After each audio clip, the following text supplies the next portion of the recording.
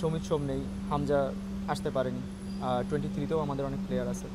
আপনারা যদি মাঠের সারফেসটা দেখেন, মাঠ কিন্তু ভালো না।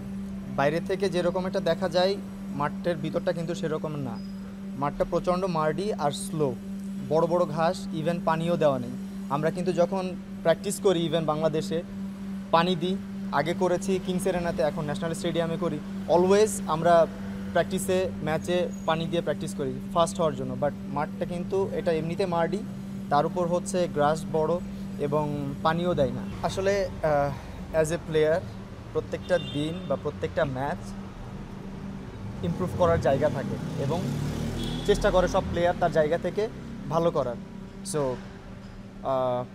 আমরা আসলে যে প্র্যাকটিস করেছি আসার আগে সেগুলোই চেষ্টা করছি মাঠে।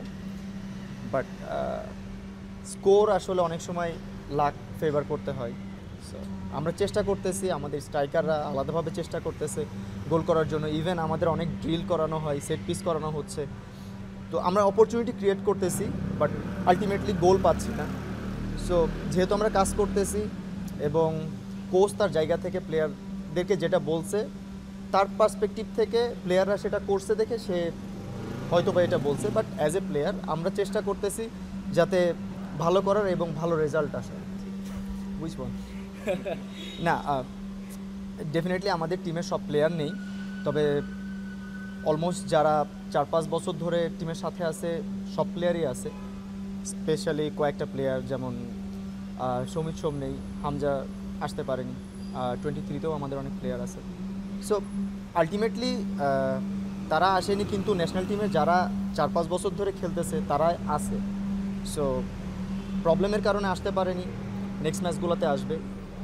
আর বেসিকলি আমাদের এই ক্যাম্প বা এই ম্যাচের মূল পয়েন্টই ছিল আমরা হংকংয়ের সাথে কিভাবে ভালো করতে পারি, এবং আমরা যদি এখান থেকে ভালো রেজাল্ট নিতে পারি এটা আমাদের জন্য বুস্ট আপ হবে for the Hong Kong match. Nepal কিছুদিন আগে সিঙ্গাপুরের সাথে খেলেছে এবং ওরা কিছু কম্পিটিটিভ ম্যাচ খেলছে, কিছুটা হংকংয়ের সাথে সিমিলারিটিও আছে। এবং নেপালের মাঠে এসে নেপালের এগেনস্টে খেলা, যারা আসলে খেলেছে বা প্রিভিয়াসলি আসছে তারা আসলে বলতে পারবে। সো ইটস নট ইজি নেপালের মাঠে এসে নেপালের সাথে কম্পিট করা। বাট আই থিঙ্ক আমাদের টিম ভালো করতেছে এবং ভালো করবে ইনশাআল্লাহ। আপনারা যদি মাঠের সারফেসটা দেখেন, মাঠ কিন্তু ভালো না। বাইরে থেকে যেরকম এটা দেখা যায়, মাঠের ভিতরটা কিন্তু সেরকম না। মাঠটা প্রচণ্ড মার্ডি আর স্লো, বড় বড় ঘাস, ইভেন পানিও দেওয়া নেই। আমরা কিন্তু যখন প্র্যাকটিস করি ইভেন বাংলাদেশে পানি দিই, আগে করেছি কিংস এরেনাতে, এখন ন্যাশনাল স্টেডিয়ামে করি। অলওয়েজ আমরা প্র্যাকটিসে ম্যাচে পানি দিয়ে প্র্যাকটিস করি ফার্স্ট হওয়ার জন্য। বাট মাঠটা কিন্তু এটা এমনিতে মার্ডি, তার উপর হচ্ছে গ্রাস বড় এবং পানিও দেয় না। সো এই ডিফিকাল্টস তো আছেই, তার উপর হাই অ্যালটিটিউড আছে বাংলাদেশের তুলনায়। সো ওভারঅল সব মিলাই, এবং নেপালের হোম মাঠে নেপাল অলওয়েজই স্ট্রং। সব প্রতিকূলতার মাঝেও আমাদের টিম ভালো করছে এবং ভালো করবে ইনশাআল্লাহ। আমি সেটার জন্য প্রস্তুত ছিলাম এবং আমি খেলেছি। আর যে বললাম যে আমাদের ভালো করার জায়গা অনেক আছে, যেটা পারফর্ম করছি তার থেকে আরও ভালো করার এক্সপেক্ট করি, যাতে নেক্সটে আরও ভালো করতে পারে। আচ্ছা, আমার একটা প্রশ্ন আছে, সেটা হচ্ছে যে কালকে অধিকাংশ সময় খেলাটা হয়েছে বাংলাদেশের অর্থে। আর নেপাল শুরুর 15 মিনিটে যে প্রেশার দিয়েছে সেখানে আমরা দেখছি যে আপনাদের ডিফেন্স অনেক সময় একটু এলোমেলো হয়ে গেছে। তো বিষয়টা কি আপনাদের মাথায় এরকম একটা ভাবনা ছিল যে হামজা নেই বলে আমরা একটু উইক বা আমরা একটু কারণে ব্লান্ডারগুলো হয়েছে? কারণ দেখছি তপু হচ্ছে ফুল পাশে প্লেয়ারদের হাতে প্রতিপক্ষের কাছে বল তুলে দিয়েছে। না, আসলে হামজার কথাটা বললেন, ওরকমের কেউ মেন্টালিটি নেইনি যে হামজা নেই। হামজা যখন আসবে অবভিয়াসলি আমাদের টিমের জন্য বুস্ট আপ হয়।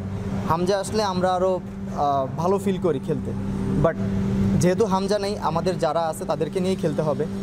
আর আমি বললাম যে মাঠের সারফেসটা, আমরা লাস্ট দিন যখন প্রি ম্যাচ ট্রেনিং করছি স্টেডিয়ামে, তখন কিন্তু বৃষ্টি ছিল, এবং তখন গতদিন যে পাস দিতে পারছি লাস্ট ম্যাচে প্রথম 10 মিনিট আসলে অ্যাডজাস্ট করতে পারে না আমাদের টিম।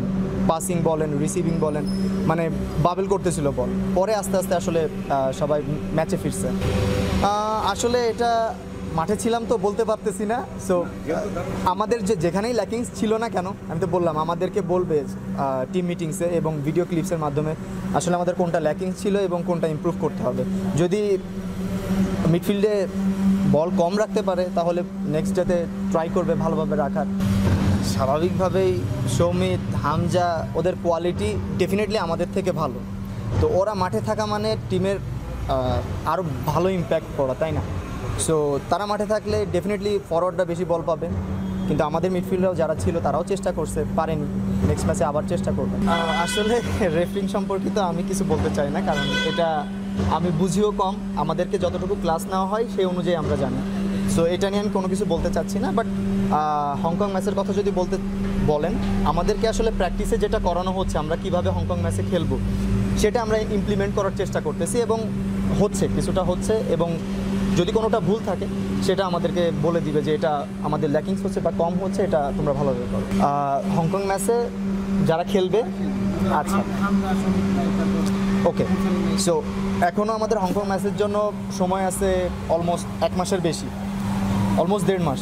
সো তারা, হামজা, সমিত, তারা ক্যাপাবেল অল্প সময়ের ভেতর টিমের সাথে অ্যাডজাস্ট করে নেওয়া।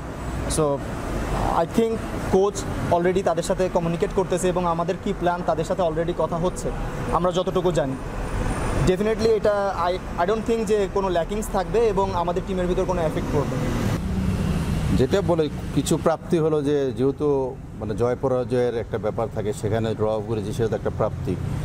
কিন্তু ওভারঅল সবাই জিততে চায়, আমরাও জিততে চেয়েছিলাম।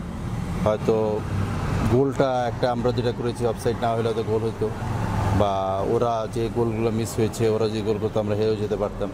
তো যেটা হয়েছে প্রাপ্তি থেকে ওইটাকে এগিয়ে নিয়ে আমাদের যেটা এখন মেন ফোকাসটা হচ্ছে লাস্ট ম্যাচ। এই লাস্ট ম্যাচে আমরা ওইভাবে তৈরি করছি যে সবাইকে মেন্টালি এবং সাপোর্ট যতটুকু দেওয়ার, যে নেক্সট ম্যাচটা যেন আমাদের জিততেই হবে। অনেস্টলি স্পিকিং, যে আমরা যেটা বলছি যেটা হলো, এখানে তারা বলে গেছে যে আমরা একটা সিরিজ খেলতেছি। এখন পর্যন্ত কিন্তু অফিসিয়ালি আমরা সেটা এখন পর্যন্ত মেনে নিইনি। কারণ মেনে নিইনি, আমরা যেহেতু ফিফা টায়ার 1 খেলতে আসছি, সেটা তাদের সাথে কথা হয়েছে।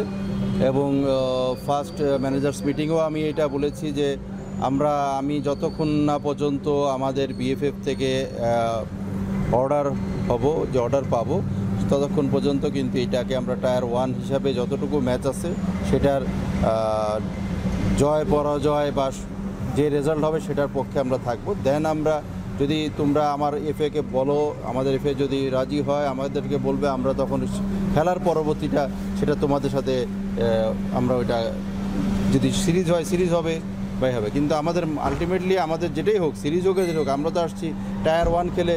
আমাদের পয়েন্ট এখানে ব্যাপার আছে, সে পয়েন্টটা বাড়ানোর জন্য জিততেই হবে আমাদের। না, আমরা তো জিততেই আসছি, ট্রফির সাথে তো জিতার আছে, ওরাও ড্র করেছে। আমরা আমাদের কথা হলো যে আমরা জিততে চাই। জিততে চাওয়ার সাথে সাথে ট্রফি তো আসবেই, জিতলে যদি ওরা ট্রফি রাখে সেটা তো আসবেই। কিন্তু আলটিমেটলি যদি আমরা সিরিজটাকে না মানি তাহলে তো আমরা ট্রফি নিতেও যাবো না। সেটা আমি গতকালকেও আমাদের খেলার আগ পর্যন্ত আমি আমার জেনারেল সেক্রেটারির সাথে আলাপ করেছিলাম। জেনারেল সেক্রেটারি বলেছিল যে একজন লোককে, ওনাদের এখানকার যারা আছেন তারা আমাদের সাথে এসে কথা বলবে। আনটিল আনলেস আমরা এখন পর্যন্ত কোনো রকম সেখান থেকে পাইনি। হয়তো আগামীকালকে 11টার সময় আমাদের MCM আছে, সেখানে এটা চূড়ান্ত হবে। আসলে এটা তো সমাধানের জন্য বলতে পারি, কিন্তু যে অবস্থায় মাঠটা আছে তাদের কোনো অটোমেটিক কোনো কিছু সিস্টেম নেই পানি দেওয়ার। সে পানি দেওয়ার সিস্টেমটা হচ্ছে, একটা হলো ন্যাচারাল বৃষ্টি হয় আর একটা হলো ম্যানুয়ালি দেয়। আর যেই ঘাস আর আনইভেন যেটা আছে সেটা আমার মনে হয় না যে একদিন আগে এটা সম্ভব। আমার জানা মতে, আমি জানি না, উনি যদি বলে থাকে উনি বলতে পারে যে ওনার দিক থেকে। তবে আমার জানা মতে যে আমাদের ফেডারেশনের কেউই এই মাঠে এসে ভিজিট করে নাই, এবং আমার জানা মতে এরকম কোনো রকম ঘটনা আমাদের সাথে হয়নি। টিম আমাদের মিতুলের যে ইনজুরিটা আছে এবং ফাইমের যে ইনজুরিটা আছে, আসলে ওটা আমাদের যে ট্রেনার আছে, ডাক্তার আছে, ফিজিও আছে, সবাই কিন্তু কনসার্ন ছিল যে এই ম্যাচে যদি খেলতে গিয়ে আরও বেশি হয়, সেজন্য তাদেরকে রিজার্ভে রেখেছিল। তো রিজার্ভে রাখার পরে আমরা দেখলাম, আজকে সকালেও দেখলাম, কালকে কিন্তু ওরা অল্প অল্প করেই ট্রেনিং করিয়েছে তাদেরকে। এবং আমরা হয়তো আশাবাদী কালকে প্র্যাকটিসে যেয়ে বুঝতে পারবো যে তাদের আসলে সার্বিক অবস্থাটা কি।